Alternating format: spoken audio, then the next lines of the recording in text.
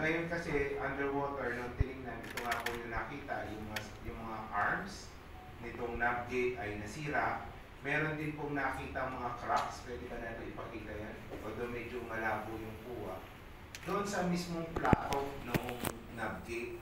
So initial findings pa lang naman po ito at makikita po natin yung complete picture or yung extent ng damage at yung repair na gagawin pag napunta na po siya sa maintenance position. Nandito po kanina yung representative ng may-ari ng bangka at yan po medyo malabo lang, may mga cracks po yung mga plates na sa tingin po ng lukma ng pwede natin pakita yung video?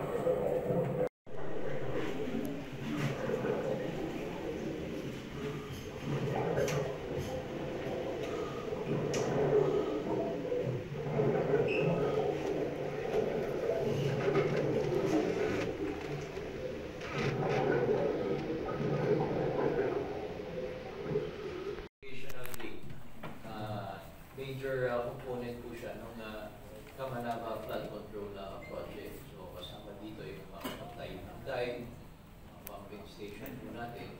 At kahit nandyan po yung dike at mga pumping station, kung sira po yung navgate, talagang papasok po yung tubig.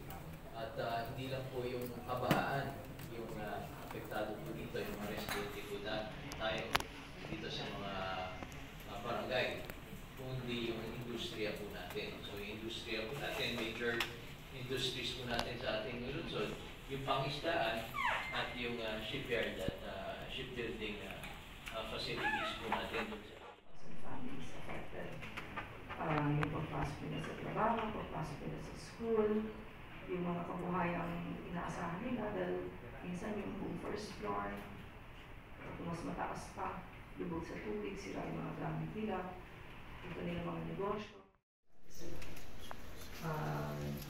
Yung damages na expected, kung quantifiable ba o kung paano.